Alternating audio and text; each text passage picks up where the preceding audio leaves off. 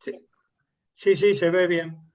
Bueno, antes de comenzar la charla, primero agradecer, como siempre, a las autoridades de la facultad, de mi facultad, y a los organizadores de las jornadas, a Luciano, Ricardo y todos los demás, David, Laurita, eh, por habernos invitado, por haber confiado en esta charla, en este equipo multidisciplinario. Hoy en día en la ingeniería ya no sé, a ver, dije mal, hoy ya no habría que hablar de multidisciplinario, habría que hablar de interdisciplinario, porque en realidad estamos interactuando con otras especialidades y es absolutamente necesario que así sea. Ahí están viendo el título de la charla, estamos orientándonos a la tecnología vial y las nuevas tecnologías inherentes a la misma de aplicación como respecto a la afectación del cambio climático y a otros problemas ambientales, socioambientales en general. Pero me parece importante, ya que hay tantos alumnos aquí en esta charla, que se lleven de esta disertación, además de los conceptos y los conocimientos que podamos impartirles, el concepto de que hoy en día no se puede solamente con la pura y dura ingeniería poder, por lo menos, realizar, ejecutar proyectos de infraestructura de cierta envergadura. Hoy es impensado que en cualquier proyecto de ingeniería, inclusive los de menor envergadura, no se esté pensando en la cuestión socioambiental. De hecho, no solamente los gobiernos, a partir de sus aportes, y los organismos multilaterales, a partir de sus créditos, están exigiendo el tratamiento de la cuestión socioambiental a un mismo nivel que la cuestión tecnológica. Estamos hablando de obras de ingeniería. Por lo tanto, estas jornadas son imprescindibles, estas y muchas que se puedan hacer en el resto del país, para concientizar, para capacitar, y para que de ahora en más los estudiantes sepan que esta herramienta, que hace 20 años era casi impensada en la ingeniería vial, se los digo porque lo he sufrido en carne propia, ¿sí? de hacer disertaciones en algún congreso y de prácticamente ser soslayado por mis colegas, como algunos más, que hablábamos de la cuestión ambiental, y me han dicho algunos ilustres colegas, algunos fallecidos ya, que nunca se iba a poder implementar en la ingeniería vial, ¿sí? Un programa de cuidado medioambiental, de socioambiental, porque no iba a poder ser y porque las costumbres y los usos y las tradiciones de la ingeniería vial y todos los etcétera que se les ocurren. Afortunadamente hoy en día han cambiado también esos paradigmas. Así que bueno, agradecer entonces a la FRA, a todas sus autoridades, y presentar al equipo, entonces, que vamos a disertar en esta charla, interdisciplinario, más que multi, disculpen, el ingeniero Gastón Gómez, que es gerente de evaluación de proyectos del Fondo Fiduciario Federal de Infraestructura Regional, del Ministerio del Interior de la Nación, la licenciada Cristina Esteban, licenciada en Sociología, también del Fondo Fiduciario, el licenciado Tomás Quinos, licenciado en Ciencias Ambientales, también del Fondo Fiduciario, y bueno, y quien les habla, Hugo Bianchetto, de la UTN FRA, soy docente investigador aquí, soy asesor tecnológico del fondo. La charla va a estar dividida en tres partes, tres aspectos. Primero hablaremos del cambio climático y su relación con la infraestructura vial, lo hará el ingeniero Gastón Gómez. En segunda instancia, hablaré yo sobre el aporte de la ingeniería vial al cuidado del medio ambiente ante los efectos del calentamiento global. Y, por último, para dar un cierre muy importante en la cuestión socioambiental, el análisis ambiental y social de los proyectos viales por la licenciada Esteban y el licenciado Quinos. Así que, sin más, si el ingeniero Gastón Gómez está listo, le propongo comenzar entonces con la primera parte, cambio climático e infraestructura vial. Gastón. Hola Hugo, gracias, muchísimas gracias. Buenas noches a todos y a todas. Tal como expresó, abordaremos en el primer término cambio climático en la infraestructura vial. Creo que es un tema que que tal como dijo Hugo, está hoy en la actualidad muy expresada, con lo cual los ingenieros tenemos y que tenemos alguna función pública, tenemos que realmente abordar y tratar también de hacer docencia con nuestros clientes, que en el caso del fondo fiduciario son las provincias. Así que creo que queremos empezar primero con hacer una definición de la infraestructura, pero de un modo más sostenible. En ese sentido, Hugo, la próxima filmina, si te parece. Un segundo que a veces se traba. Ahí está. No pasa nada. Muy bien, gracias. Busqué esta definición porque me parece que es muy estratégica y desde el punto de vista de la sostenibilidad y de la infraestructura es muy apropiada. La OCDE lo propone en su artículo y informe del 2007 y todavía sigue vigente. En ese sentido, definimos la infraestructura como un medio para asegurar la entrega de bienes y servicios, ¿sí? que promueven la prosperidad y el crecimiento y contribuir a la calidad de vida, ¿sí? Esto, sin más, es incluyendo al bienestar social, a la salud y a la seguridad de los ciudadanos, y sobre todo a la calidad del medio ambiente, que no es menor, ¿sí? Como sabemos, el cambio climático está afectando a comunidades de todos los países y a todos los continentes. La próxima. En América Latina, el déficit de inversión y los efectos de cambio climático por fenómenos, como se expresan ahí, meteorológicos extremos, los desastres naturales, están provocando desestabilizaciones económicas, ¿sí? Lo podemos ver en Haití como un caso de ejemplo, ¿sí? Y conflictos diversos. Podemos ver migraciones que se están dando producto del cambio climático. En ese sentido, un estudio también de la CEPAL estima que para el año 2050, ¿sí? Los efectos directos e indirectos podrían ascender en 1.5 o el 5% del PBI, ¿sí? Producto del cambio climático. Y es un tema que, tal cual lo expresa la Firmina, es un tema que los gobiernos tienen que tomar medidas urgentes, ¿sí? Después de los acuerdos de París y de los Objetivos de Desarrollo Sostenibles, creo que el compromiso que tenemos todas las naciones que participamos en este acuerdo es necesaria, ¿sí? Y tenemos que avanzar hacia una metodología y hacia una infraestructura que sea sostenible, producto del cambio. En el caso de nuestro país, las inundaciones son el principal amenaza, ¿sí? De desastres naturales y representan el 60% y el 95% de los daños económicos, según también un estudio del Banco Mundial. Un efecto claro, como se mencionó, son los efectos meteorológicos, que a continuación, en la próxima filmina, vamos a poder visualizar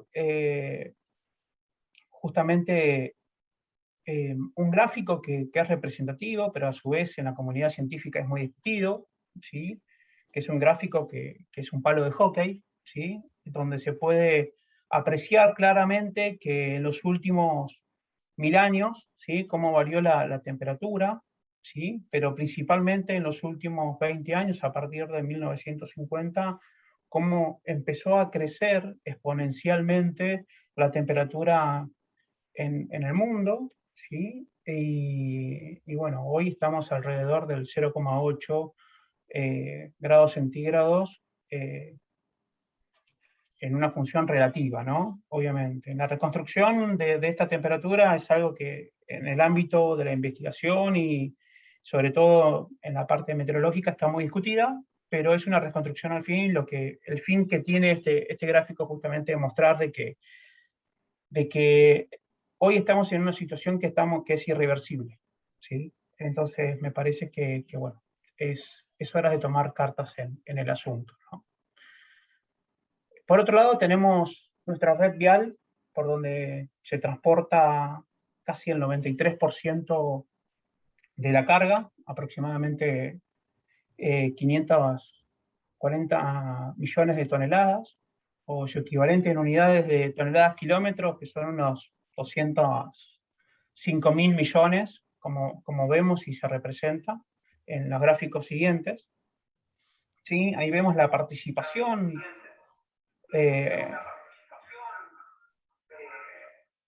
hay eco, perdón. Vemos la participación del transporte. Perdón, ¿podrían mutearse? Se puede visualizar ahí que bueno, que este 93% representa el transporte vial, ¿sí? Disculpen, pero me es molesto. ¿Podrían mutear? Ahí está, muchísimas gracias. Por lo tanto, si bien hoy la tendencia y la matriz de transporte de cargas, la tendencia es a cambiar la matriz, si bien ir a un transporte de carga ferroviaria por su incidencia, ¿sí? Hoy un transporte de carga ferrocarril, la relación es 8:1, todavía se mantiene esa relación que data de hace muchos años, pero se justifica siempre y cuando la movilidad sea mayor a 300 kilómetros, ¿sí? Por costos. Y después está el agua, que representa un 4%, ¿sí? Y que en realidad la Argentina tiene un gran desarrollo a través de sus ríos, ¿sí? Principalmente el Paraná. ¿Sí? La próxima, por favor, Hugo. Entonces, a partir de ahí, bueno, ¿qué implica todo esto, no?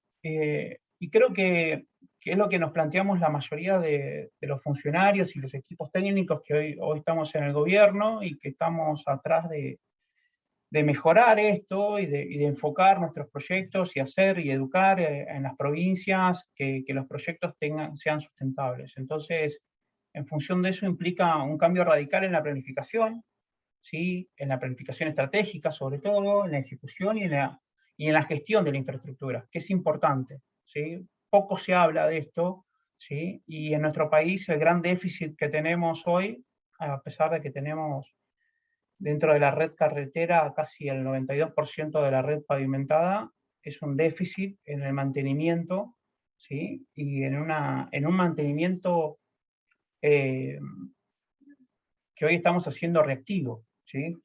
Y eso es producto también de la falta de inversión también, más allá de la coyuntura económica que vive el país, es de falta de planificación y así lo entendemos la mayoría y es lo que estamos intentando entre todos a través del gobierno en articulación interministerial. Por otro lado, también implica nuevas metodologías de adaptación y diseño, ¿sí? Eso también es un gran déficit que hoy presentamos, ¿sí? Que estamos estudiando para ver de qué manera podemos adoptar metodologías en la parte de proyecto y de diseño. Y después está lo que, bueno, acá mucha participación del sector privado y sobre todo de las universidades, ¿sí? En investigación y desarrollo, ¿sí?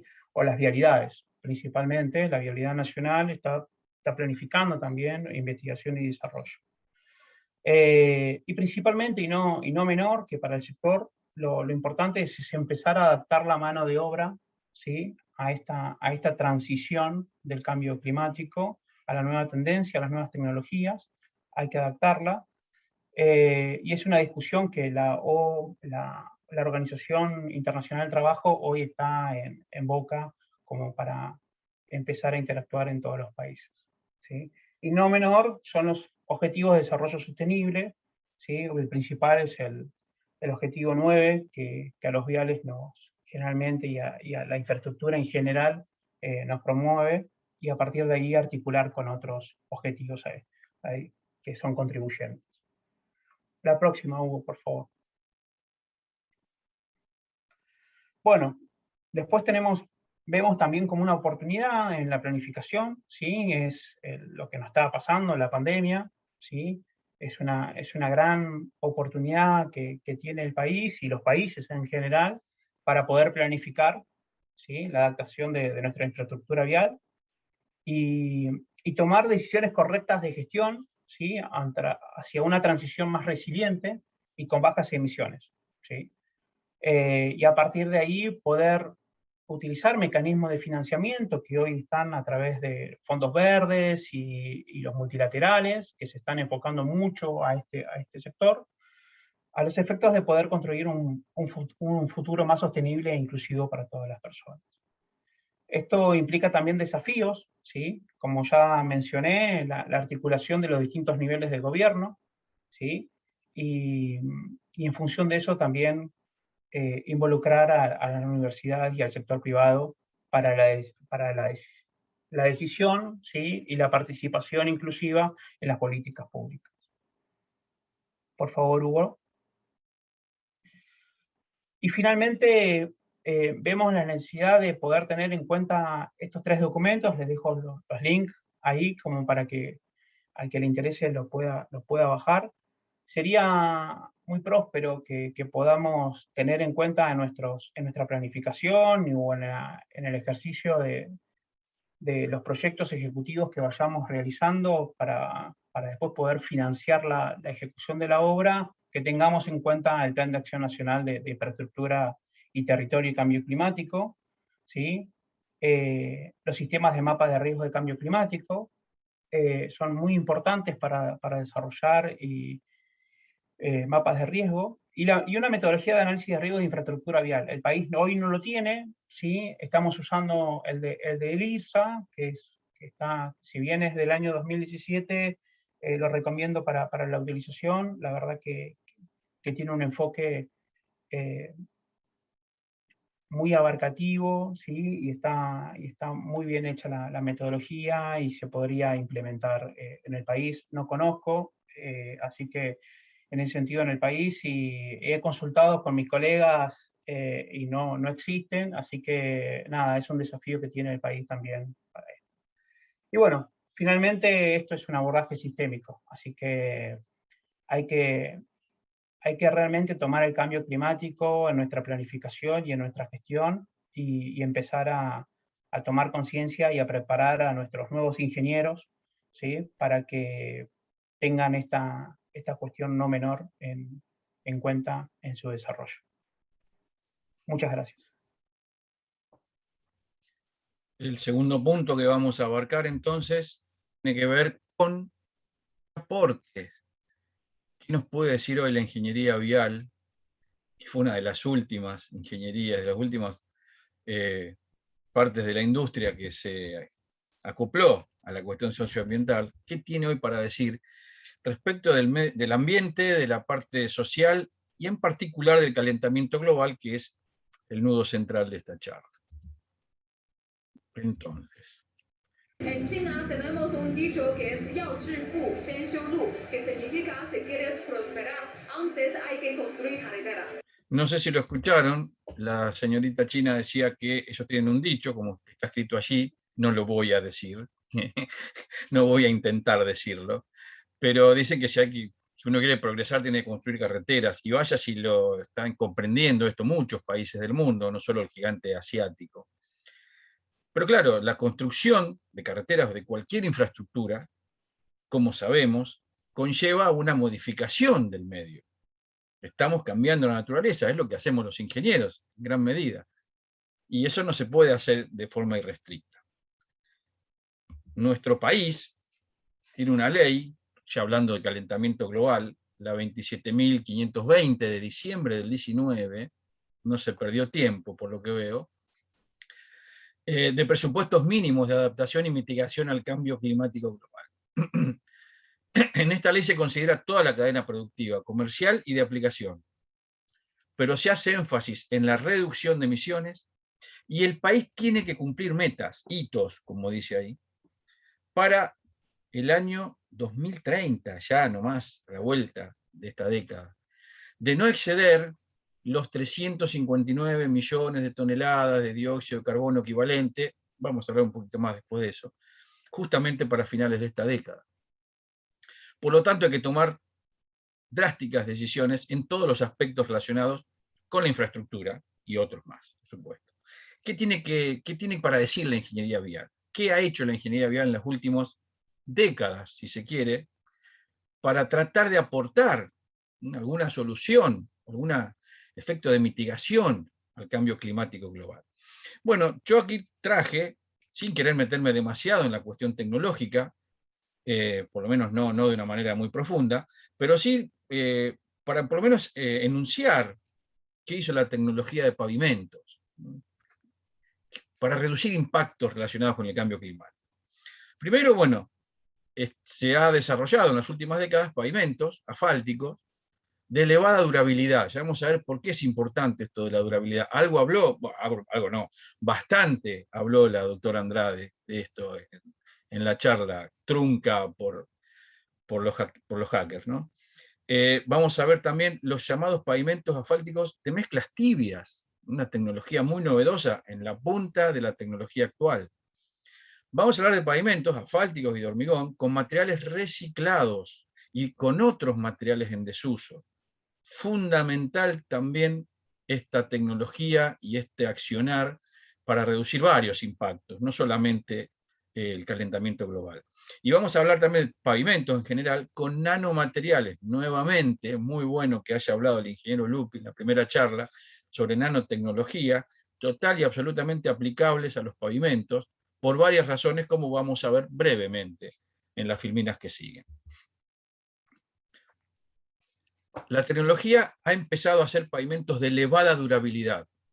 Incluso ya en algunos casos se habla de pavimentos perpetuos, un nombre un poco rimbombante. Perpetuos para un pavimento asfáltico son 30, 40 años, para un pavimento de hormigón un poco más. Nada es perpetuo, por supuesto. Pero bueno, la durabilidad, ¿qué es? Es la capacidad de un pavimento, en general, en este caso hablamos de los asfálticos, de resistir el deterioro, ¿sí?, debido al tránsito, al clima, que son los agentes que tienden a degradarlo. Y la tecnología ha respondido en las últimas décadas, especialmente de la mano de la inclusión dentro de los materiales de los asfaltos modificados con polímeros, que han dado varias respuestas al respecto. Entonces, una mezcla asfáltica, en este caso, los pavimentos asfálticos son el 70-80% de todos los pavimentos en el mundo, ¿sí? En Argentina quizá un poco más, inclusive. El resto son de hormigón en general o de otras tecnologías. Pero la elevada durabilidad es una respuesta ambiental, y en particular al cambio climático, por varias razones. El ciclo de vida de este pavimento es más prolongado. Permite racionalizar recursos naturales. Si yo tuviera que hacer cada 10, 12, 15 años, como estaba previsto originalmente, sigue haciéndose un pavimento asfáltico, cada 10, 12, 15 años, habría que otra vez usar piedra, arena, asfalto, cal. Son todos materiales que directa o indirectamente son recursos naturales no renovables. Estamos devastando cerros, quitando lo poco que queda de petróleo en el mundo, quitando también arcilla, piedra caliza, y no reponiéndolos más. Es no renovable. Y si eso en lugar de hacerlo cada 10, 15 años, lo puedo hacer cada 30, 35, 40, y no, como vamos a ver ahora, no usando todo material nuevo, sino reciclando, que es lo que viene después, vamos a estar haciendo un gran aporte. Primero, a los recursos naturales. Y segundo, todo implica energía. Extraer materiales implica energía. Fabricar mezcla implica energía.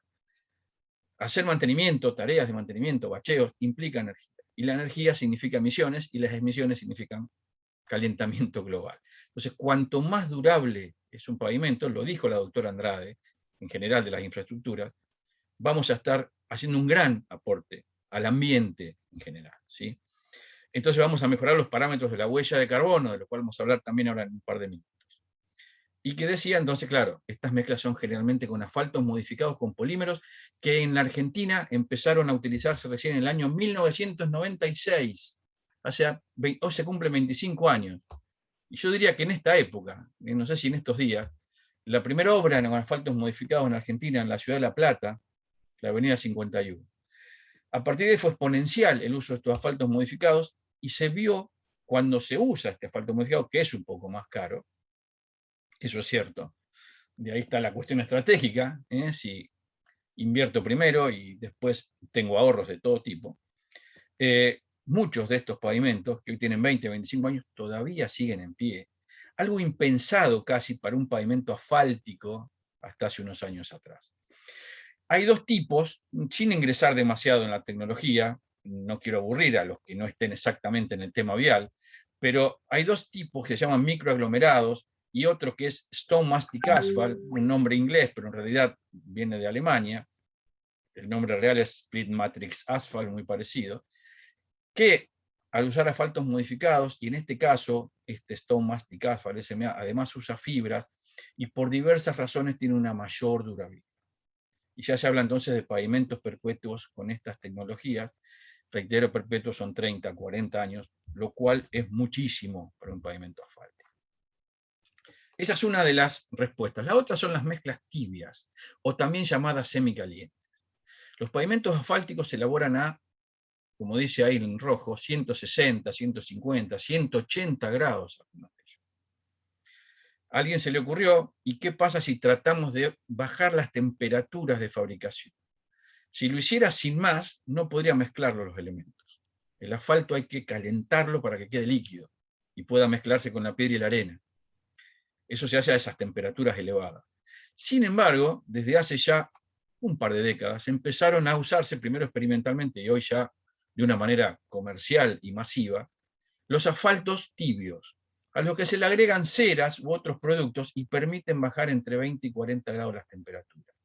Esto no es menor, para nada menor. La cantidad de emisiones que se ahorran son muy grandes. Se evitan cosas como las que se ven acá. Esto es una planta asfáltica que está funcionando mal, pero que además está a elevadísimas temperaturas. Bajar estas temperaturas es fundamental para tener menos emisiones, como dice acá, ¿sí?, de dióxido de carbono, en general de compuestos orgánicos volátiles, de óxidos, la O es mayúscula acá, de nitrógeno. Y estas emisiones se pueden hacer porque estoy bajando justamente las temperaturas que antes se usaban, que hoy también se siguen usando, de asfaltos en caliente con más de 160 grados de promedio, y estamos bajando a 130 aproximadamente. Estos 20 a 40 grados significa menores contaminantes a la atmósfera, por lo tanto menor calentamiento global. Tiene otras ventajas, ¿sí? También tiene ventajas que respecta a la seguridad de higiene laboral. Los obreros trabajan con 40 grados menos, hay menos emisiones gaseosas del asfalto que son tóxicas. Ante quemaduras, sí, 120 grados es mucho, pero es mucho más 160. Hay más confort de los obreros, pueden trabajar con otras condiciones. Estos 40 grados no parecen tanto, pero hay que estar ahí al lado de este equipo que se llama terminadora. Y estos 30, 40 grados que se pueden bajar, como están viéndose aquí en estos termómetros, significa muchísimo, incluso para los obreros que están trabajando.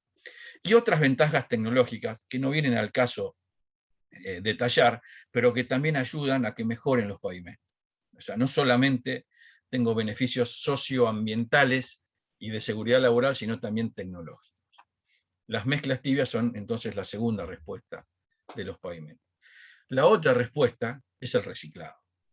Reciclado, mal llamado reciclado, ahí uso un poco la semántica. En realidad lo que tratamos de hacer es reutilizar mayormente. Es decir, a un pavimento viejo se le quita de una u otra forma, vamos a ver cómo ahora, la capa que está deteriorada, y la idea de reutilizar es usar parte de ese material que estoy quitando, estudiándolo, viendo sus características, etcétera, pero es totalmente probable hacerlo, usarlo nuevamente en la capa que quité por devastamiento, por fresado. Eso sería reutilizar. Reciclar sería usar ese material que quité para otra función de menor categoría. El uso y la costumbre dice reciclar. En realidad, a veces reciclamos, pero la idea es reutilizar.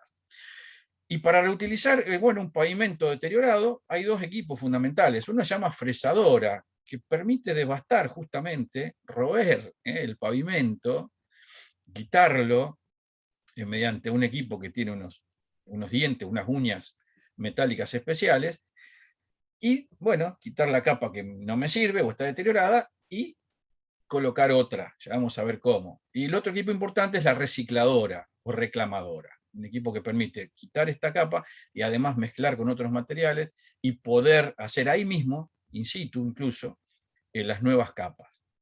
Esto sería una fresadora de principios del siglo XX, quizás de 1920, no es nuevo esto de quitar material con fresadora, lo que sí es nuevo es volver a utilizar ese material deteriorado, con ciertas características, para aprovecharlo, y que no que quede en vertederos, en basurales, como quedaba antes. Dos cosas tengo que decir. La primera es que me niego rotundamente, mejor dicho, que algunos maledicentes van diciendo que quien está aquí guiando al conductor es quien les habla. Absolutamente falso, ¿sí? Yo estaba tomando la foto, así que no puedo ser el que está ahí que está hablando. Bien, continuamos.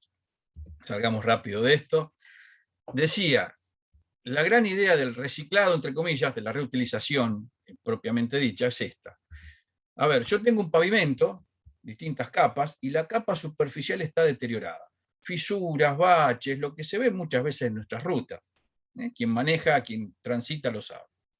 Una forma de tratar de mejorar esta situación es, bueno, hacer algunas intervenciones, ¿sí? Reacondicionamiento de la superficie, colocarle una pequeña capa que se llama antifisuras o antirreflejo de fisuras, que es una capa nueva, que puede ser una mezcla asfáltica fina, puede ser un geotextil o algún otro tipo de elemento, y si es necesario, porque el tránsito sigue en aumento, hacer una capa superior de refuerzo.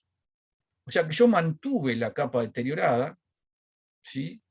La reacondicioné un poco, pero le agregué algo superador. Bueno, esto es lo que se está tratando hoy en día de dejar de utilizar, esta estrategia. ¿Qué se hace hoy mayormente? Bueno, tengo mi mismo pavimento deteriorado, lo que se hace hoy, o que se tiende a hacer mayormente, es quitar esta capa.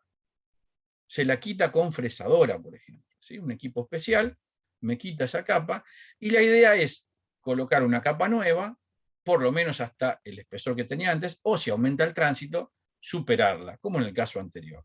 Y tendría todo nuevo. Ahora bien, hacer esto que dije implica varias cosas. Pero cuando yo quité esa capa que estaba antes, lo que pasó es que el material que quité, otrora, anteriormente, quedaba en vertederos, botaderos, basurales, etc. Este material que se llama RAP, pavimento asfáltico reciclado, de reciclado, o de remoción, quedaba así, a lo sumo algunos intendentes lo usaban para calles de segundo orden, o para, no sé, las banquinas, mejorarlas, etc. Sin embargo, esto es piedra y arena, y es algo de asfalto que por más viejo que esté todavía sigue valiendo. Y los estudios que se han hecho han determinado que este material es muy valioso, e incluso en algunos casos hasta puede ser mejor que un material nuevo. O sea que tengo de la misma obra, tengo el material que voy a usar para la obra nueva. Esto es lo que se hace ahora. Tenía esto que tengo acá, ¿sí? la capa superficial deteriorada, se la fresó, tengo aquí esto que tengo acá, ¿sí? El acopio de este material que yo quité. La idea es que cada vez en mayor proporción parte de ese material sea usado de nuevo en el refuerzo y la rehabilitación de la capa. Y esto es factible, reitero, porque lo que tengo acá es piedra, arena y un asfalto que, reitero, está un poco degradado, pero sigue valiendo. ¿Y me permite esto qué? Bueno, economía, claramente, no tener estos basurales que no sirven para nada, excepto para obras muy secundarias, en el mejor de los casos. Acá ya está integrado al medio ambiente, ¿viste? El basural, ahí salen los arbolitos. Y además, por supuesto, no usar recursos naturales no renovables. Estoy ahorrando recursos naturales y ahorrando mucha energía, transporte, etc. Eso es lo que hoy se trata de hacer. Y hay ejemplos muchísimos, cada vez más se usan. El Camino del Buen Aire hace poco, por ejemplo, se recicló totalmente.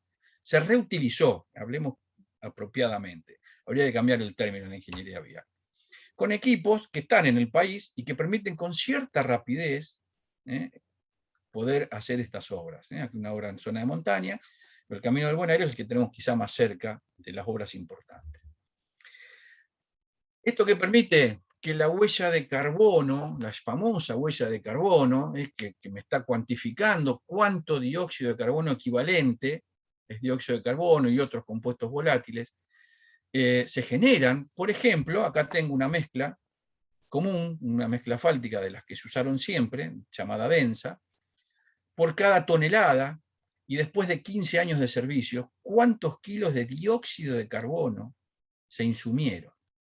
Aquí está discriminado por, bueno, los áridos, o sea, piedra y arena, la cal, que es un elemento que se usa en poca proporción, pero consume gran cantidad de dióxido de carbono, el asfalto en su producción, la planta asfáltica, donde se mezcla todo, que es el gran contaminante, la puesta en obra, los equipos, la compactación, cuando se hace el fresado después de 15 años, el transporte en todo esto, y me da esto, 63,5 kilogramos de dióxido de carbono equivalente por tonelada de un pavimento después de 15 años. Este es el valor que vamos a tomar acá. ¿Qué pasa cuando uso alguna estrategia mejoradora? Vuelvo aquí tengo entonces la mezcla de referencia. Por ejemplo, uso 20% de ese material de reciclado. Bueno, me baja la huella. Un 4,1% de ahorro. Parece poco, pero esto conlleva además economías y no usar recursos naturales no renovables, que no está puesto acá. Acá simplemente es cuánto emitía la atmósfera de dióxido de carbono equivalente. Si uso más RAP, en muchos casos se usan grandes proporciones de ese material fresado, puedo seguir bajando la emisión, el ahorro acá sería casi el 11%, o si no, si uso esa mezcla tibia que dije hoy, donde se bajan las temperaturas de fabricación, también se bajan 7-8%. El ahorro puede ser no significativo, pero se sigue experimentando, se sigue investigando, y estos valores de esta columna siguen aumentando, afortunadamente. Lo último que tenemos que ver, lo penúltimo, mejor dicho, es el hormigón reciclado, y el hormigón también tiene algo para decirnos. Los pavimentos de hormigón, 20-30% a nivel mundial, una proporción importante en pavimento urbano en Argentina, menos en pavimento rural, por decirlo de alguna manera, pero también existe. Y ya, bueno, ya está especificado por el pliego de nuestra entidad madre, DNB, cómo usar, cuál es el aporte del hormigón reciclado. Se demuele un pavimento de hormigón que está ya en desuso, comienza aquí un nuevo ciclo. Esto algo dijo la doctora Andrade. El ciclo comienza, por ejemplo, fabrico un hormigón, agua, arena, agregado, cemento, ¿sí? Se mezcla, se hace un pavimento, termina la vida útil, se demuele, y al demolerse se puede ir a una planta de reciclado de residuos. En este caso estamos hablando de residuos de hormigón, ¿sí? Y de aquí obtengo ¿qué? Agregados, o sea, piedra, nada más que proviene del hormigón y no de la roca. Y esa piedra me va a permitir usar menos arena y menos piedra, justamente, de las canteras. Y esta es la parte productiva y la parte beneficiosa, virtuosa. Uso menos materiales, nuevamente, de recursos no renovables. Y comienza otra vez el ciclo, y el ciclo se puede seguir dando, porque estos escombros son perfectamente transformables a piedra para hormigón. Otra forma de, en este caso, reutilización, reciclado en este caso sería, es algo que tiene que ver mucho con los caminos, justamente los neumáticos de los usuarios.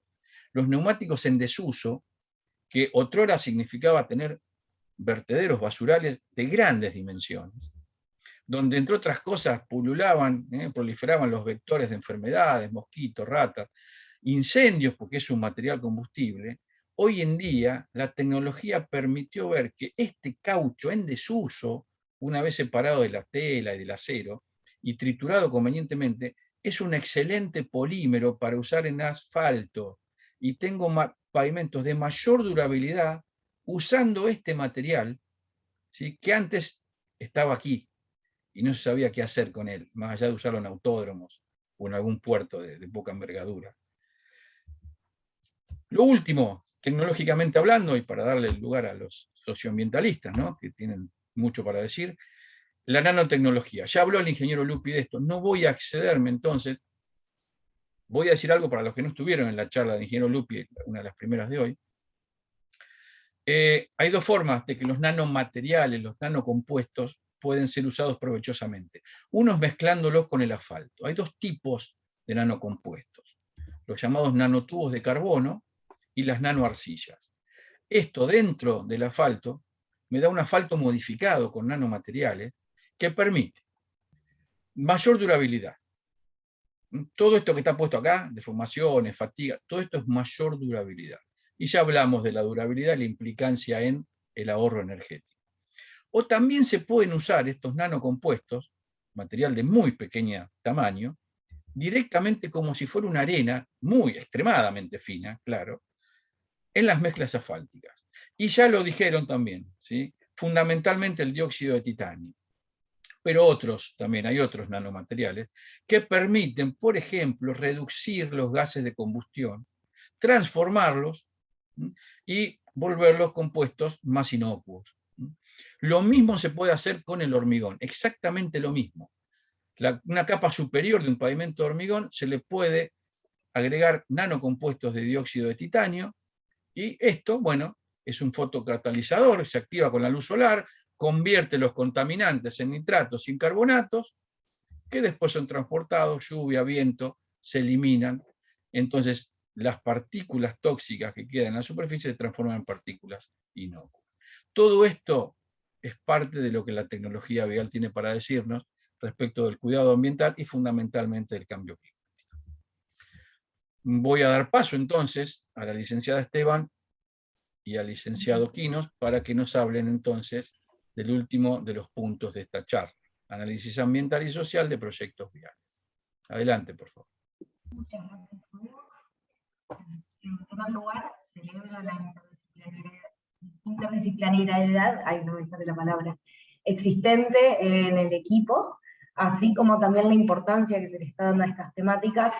Creemos que son centrales al momento de un abordaje integral de cualquier tipo de proyecto de infraestructura, y también consideramos que es importantísimo que se le esté empezando a dar espacio y lugar dentro de diferentes ambientes, tanto como académicos como técnicos, a este tipo de temáticas, porque creemos que son fundamentales. Tanto el cambio climático como así también las cuestiones ambientales y sociales dentro de los proyectos viales, que es lo que nos convoca. Nosotros específicamente lo que queríamos transmitir y comentarles un poco es cómo realizamos el análisis ambiental y social de todas las etapas de los proyectos. Entonces, en primer lugar, vamos a hacer un recorrido sucinto de las diferentes análisis y las diferentes intervenciones dentro del análisis ambiental y social que se realiza, para después enfocarnos en los impactos más típicos de la infraestructura vial y de los proyectos viales. Hugo. Bueno, dentro de la evaluación de seguimiento integral de los proyectos, en primer lugar, y como establece la legislación nacional, provincial, y también con cada vez mayor grado de rigidez, las salvaguardas de los organismos multilaterales de crédito, se realizan los estudios de impacto ambiental. Dentro de los estudios de impacto ambiental, primero se analizan cuáles son las actividades propias de la obra vial, para después analizar de forma detallada y minuciosamente el medio circundante, tanto ambiental como social. Analizadas estas dos cuestiones, es que se pueden determinar cuáles son los impactos que van a tener sobre el medio físico una determinada actividad. Hugo, todavía no... Ahí va, gracias. Bueno, entonces, una de las cuestiones centrales que analizamos dentro del departamento socioambiental es el impacto que tiene la infraestructura sobre el cambio climático, así como el impacto que tiene el cambio climático sobre la durabilidad y sobre la eficacia de la intervención que se va a realizar.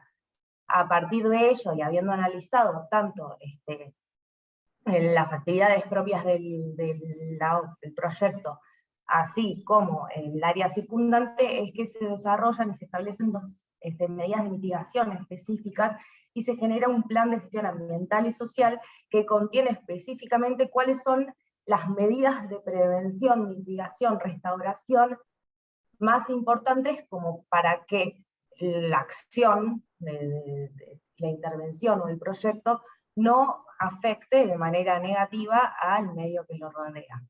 Por último, y cada vez se le están dando más importancia a las instancias de participación ciudadana, que consideramos que son fundamentales, porque en definitiva todo proyecto, sea vial, sea, no sé, de cualquier tipo, el objetivo es mejorarle la calidad de vida a la ciudadanía. Consideramos que es fundamental que la ciudadanía se involucre, que pueda conocerlo, que pueda participar, que pueda escuchar, que pueda opinar, y también es algo que es más, en términos pragmáticos, si se quiere, la participación ciudadana evita muchísimas veces posibles conflictos que pueden llegar a demorar la obra y generar mayores costos y mayores problemáticas al momento de su puesta en práctica. Ahora sí, Hugo. Y ahora Bueno. Le doy la palabra a mi compañero Tomás. Dale.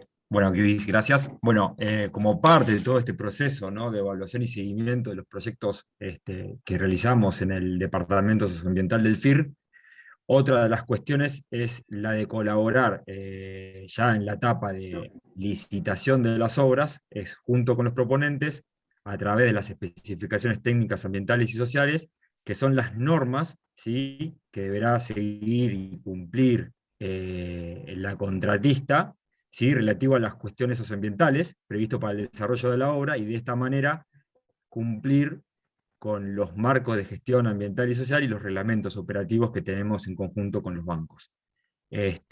Otra de las cuestiones y relativamente importante que analizamos es el alcance, ¿sí?, del presupuesto que tiene el ítem gestión ambiental y social dentro del presupuesto general de la obra, para ver que dicho alcance sea sustancial y mediante lo que está solicitado se pueda cumplir con esas especificaciones ambientales y sociales, ¿sí?, y de esa manera poder cumplimentar con el plan de manejo ambiental y social que deberá presentar la contratista para hacer el seguimiento de las cuestiones ambientales y sociales de la obra. Ya después, en la etapa, digamos, de construcción, desde el departamento, supervisamos el seguimiento de las cuestiones socioambientales de la obra, ¿sí?, verificando justamente el cumplimiento de dicho plan de manejo ambiental y social, a través de los informes mensuales que nos envía la inspección ambiental y social de la obra, asimismo también a través de visitas de inspección al sitio, justamente para dar conformidad al pago de los certificados y ver que se estén cumpliendo las cuestiones socioambientales previstas en los pliegos de licitación, y además para poder nosotros mismos elevar los informes solicitados por los bancos para el cumplimiento de los aspectos ambientales y sociales de las obras de infraestructura que solemos evaluar y seguir. Adelante, Hugo. Bueno, un poco como comentaba Cris al principio, una de nuestras grandes tareas es la de revisar los estudios de impacto ambiental, ¿sí? Y típicamente en los impactos ambientales de los proyectos viales, los estudios tratamos de ver que estén bien identificados estos impactos. ¿Cuáles son estos impactos típicos? Pueden ser los impactos directos, ¿sí?, que son los impactos o efectos que están principalmente asociados a la construcción y operación de una vía, y en general son fáciles de identificar porque tienen una relación causa-efecto muy, muy visible, ¿no?, con el medio. Si la imagen de izquierda abajo se puede apreciar un gráfico, una imagen, ¿sí?, en donde se incluyen generalmente cuáles son, o se determinan cuáles son estos impactos típicos directos, ¿no?, de una obra vial. ¿Qué implican estos impactos? Y pueden implicar una transformación, una degradación y fragmentación del hábitat, ¿sí?, alteración, erosión, cambios en los patrones de drenaje, también actúan como una barrera, ¿sí?, o un obstáculo para ciertas especies migratorias, o para el movimiento en sí de las especies. Algunas de estas especies de fauna pueden, ante esta nueva barrera, evitar las rutas, ¿sí? Y con eso alteran su comportamiento. Otro de los impactos típicos asociados a los proyectos viales es que ciertos ejemplares de fauna, como los reptiles, se sienten atraídos por el asfalto caliente, entonces eso puede implicar sobre atropellamiento, u otros ejemplares faunísticos, como por ejemplo las aves de rapaces de carroña que buscan su alimento, como es en las vías o en las banquinas, que también pueden implicar su atropellamiento, y que también pueden implicar un riesgo sobre la seguridad vial. Bueno, otro de los impactos directos asociados a una vía o a su rehabilitación es la introducción de especies invasoras, malezas o plagas, y además de lo que comentaba, y bien comentaba Hugo, relativo a la contaminación atmosférica, ¿sí? No solamente por la emisión de polvo, sino por el funcionamiento de las plantas de elaboración de asfalto, ¿sí? Viejas plantas de asfalto que queman mal y son ineficientes, implican un mayor grado de emisión de contaminantes atmosféricos, que van a terminar implicando en la emisión de gases que afecten, ¿no?, al cambio climático. Otro de los impactos son asociados a las carreteras o vías, son los relativos al impacto acústico o el impacto lumínico, ¿sí? Además de la contaminación del agua y suelo. Bueno, relativo a los impactos indirectos, que en realidad están generalmente asociados a las actividades humanos, ¿sí? de los humanos ahí que se acercan por ahí, a través de una nueva vía o de una mejora, que pueden acceder a sitios que antes no accedían, entonces se puede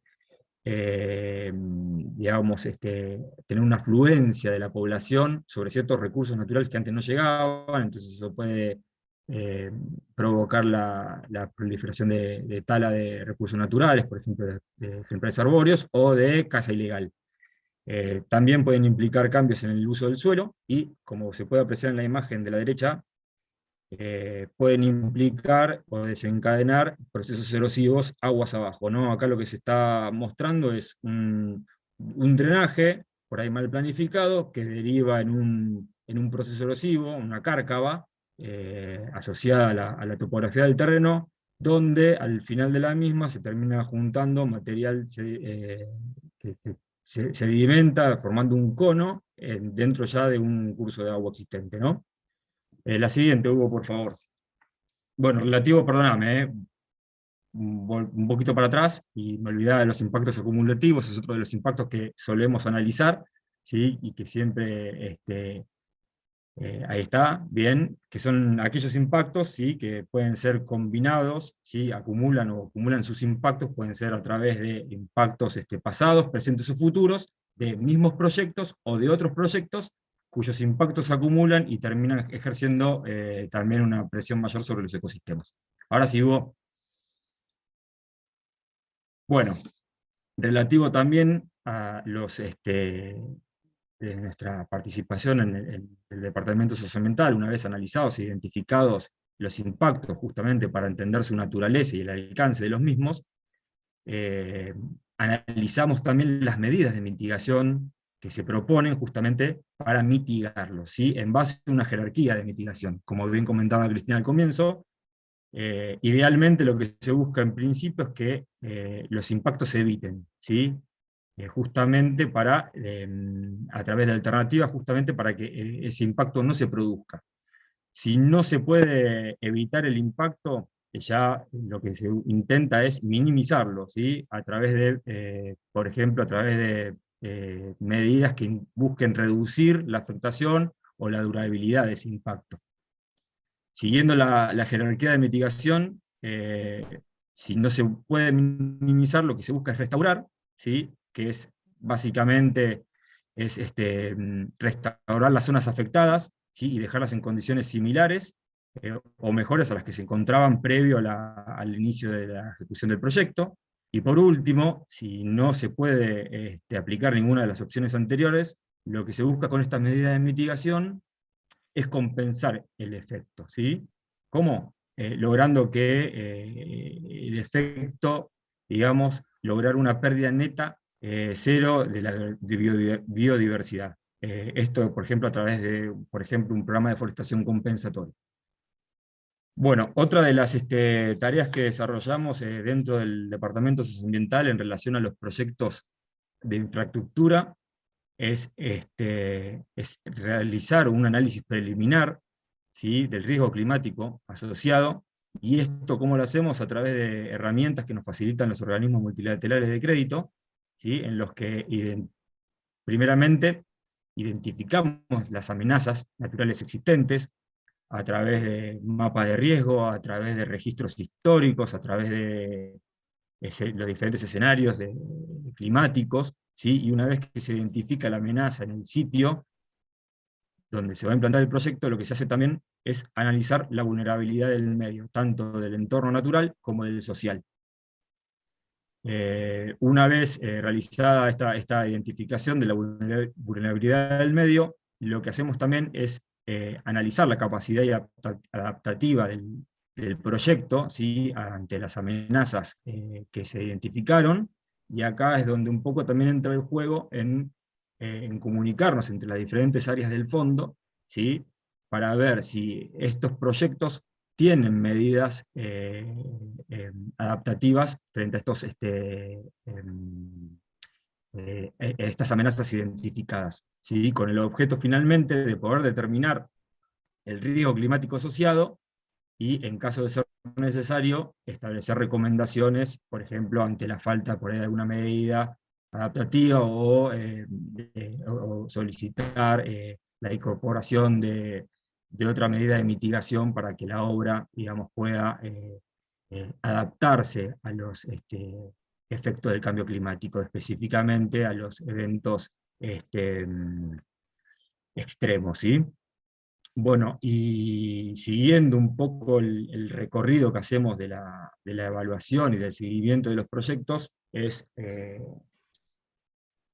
fortalecer, digamos, el análisis del plan de gestión ambiental y social, justamente para que el proyecto, como bien dijo Cristina al comienzo también, proponga acciones y recomendaciones que estén dirigidas a prevenir, minimizar, restaurar o compensar los impactos negativos que se hayan identificado, y justamente reforzar los positivos. Y algunos de estos programas que nosotros ponemos el ojo y que realmente entendemos que son muy necesarios, y relativo por ahí también al cambio climático y a los efectos sobre el medio ambiente natural y medio ambiente social, es establecer un programa de línea de base, ¿sí?, previo al inicio de obra, que esto nos va a permitir evaluar el desempeño ambiental y social del proyecto, y en ese caso identificar eventuales afectaciones sobre los medios. Otros programas importantes son relativos al manejo de fauna, a la vegetación, suelos y recursos hídricos, ¿sí?, justamente para hacer una gestión responsable de los mismos, ¿sí?, y relativo a la forestación compensatoria que mencionaba antes, como una medida de mitigación de compensación, en el caso de corresponder, este programa nos va a permitir de alguna manera compensar la biomasa vegetal que se pueda perder debido a una erradicación de algunos ejemplares arbóreos o de un área boscosa, ¿sí?, y facilitar la regeneración de ese hábitat y esos servicios ecosistémicos que podría llegar a brindar esa área forestal que se está perdiendo. Entonces, de alguna manera, lo que intentamos es justamente compensar estos impactos y evitar de alguna manera o minimizar su afectación al medio, ¿no? Y bueno, no llego a leer abajo, pero bueno, otro de los programas que llegamos como es a revisar y seguir generalmente es el programa de residuos, ¿sí?, para hacer una correcta gestión de los mismos y evitar contaminación. Y un programa importante también es el de vigilancia y control de contaminación, que este programa nos va a permitir evaluar el estado de los diferentes componentes del sistema y tomar medidas correctivas en caso de corresponder.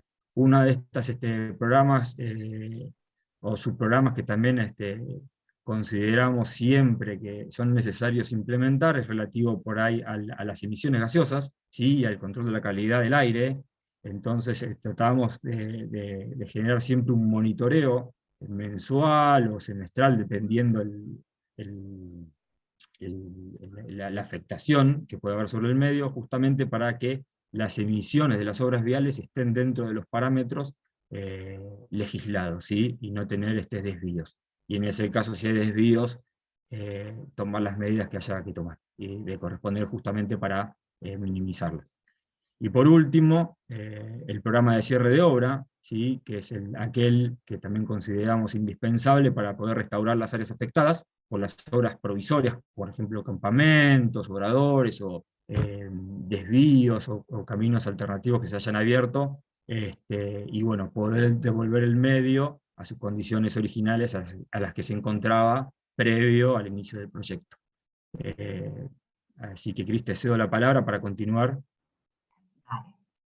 Por último, no queríamos dejar de mencionar los principales aspectos sociales que analizamos dentro del Departamento Socioambiental para los proyectos viales. Nosotros, a partir de la práctica, vamos a hacer una pequeña mención de los principales impactos y las principales medidas de mitigación que encontramos a través de la experiencia en los proyectos de infraestructura vial.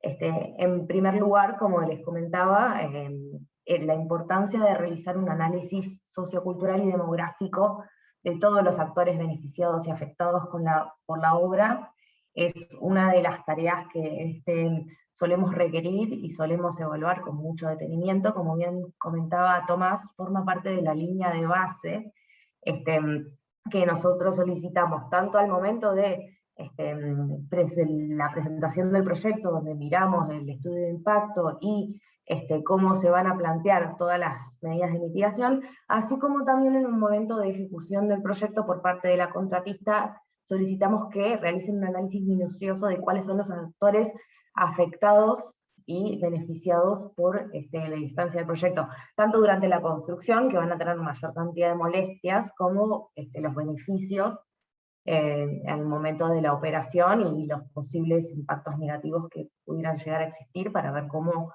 mitigarlos, minimizarlos, evitarlos.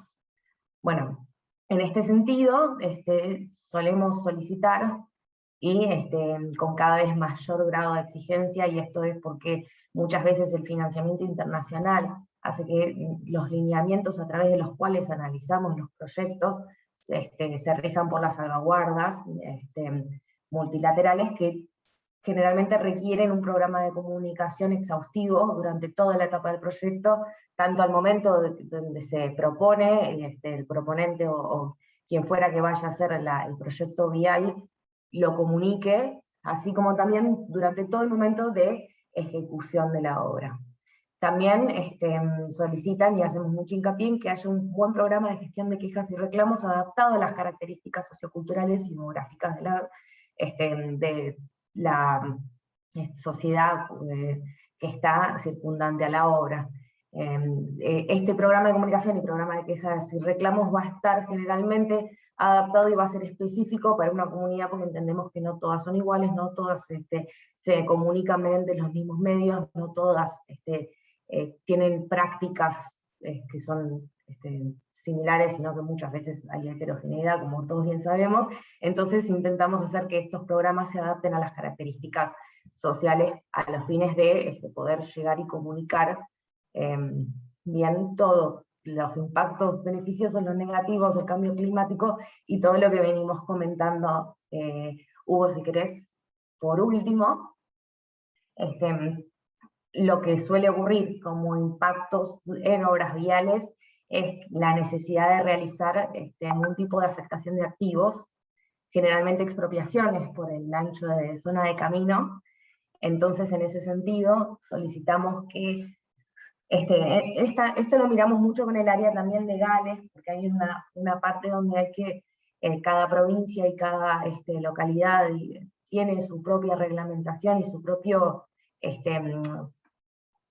legislación que hay que tener en cuenta y seguir, y aparte desde el área social y ambiental se busca hacer un seguimiento más bien hacia contemplar a los individuos que van a verse afectados por el proyecto vial, donde sale la ley de utilidad pública y todo ese lineamiento y desarrollo que se realiza hasta efectuarse la afectación de activos, y generalmente desde el Departamento Socioambiental hacemos un seguimiento exhaustivo para que se realice intentando evitar la mayor cantidad de conflictos posibles y respetando la comunidad y las personas afectadas. Después también solicitamos un análisis de interferencias. Muchas veces los caminos son lugares por donde pasan líneas eléctricas, acueductos, gasoductos. En ese sentido también es un impacto típico de los proyectos viales que solicitamos y que colaboramos para que se haga un buen análisis de aquellas interferencias que existen en el área circundante, para ver si van a ser afectadas, cómo, para solicitar que se cumpla la normativa, y también para que se genere un buen sistema de comunicación por si se llega a afectar a la comunidad en algún servicio público momentáneamente. Y bueno, después, por último, hay programas específicos según las características de la comunidad que se dan en ciertos casos, que cuando se hace un proyecto donde se van a ver afectados comunidades originarias, generalmente, al ser una comunidad protegida por legislación nacional y a lo que los organismos multilaterales le dan mucha relevancia y mucha importancia en el sistema de que no sean vulnerados sus derechos, se genera un programa específico donde se analiza particularmente las características que tienen la forma de vida, la forma de comunicación, para poder hacer un seguimiento y afectarlos lo menos posibles. Por último, y en algunos casos, en proyectos viales no es tan común, porque no me imagino cómo puede llegar a haber, pero sí, alguna afectación particular hacia el género a partir del proyecto, en cuyo caso se genera también un programa específico y un tratamiento para mitigar tal impacto. Y bueno, creo que con eso terminamos. Intentamos muy sucintamente realizar un pequeño análisis que es arduo y largo del trabajo que hacemos desde el Departamento Social y Ambiental, donde trabajamos muchas obras de infraestructura vial y donde siempre buscamos trabajar en equipo, que o sea, con el área técnica es imprescindible, y así también intentamos que las provincias logren cada vez más entender la importancia de la interdisciplinariedad y de trabajar junto con el área técnica para poder abordar de una forma integral cualquier tipo de proyectos. No sé si Hugo, ¿querés decir las palabras finales? Creo que está todo dicho, así que bueno, con esto terminaríamos la charla. Ricardo, Bueno, Luciano. muchas gracias.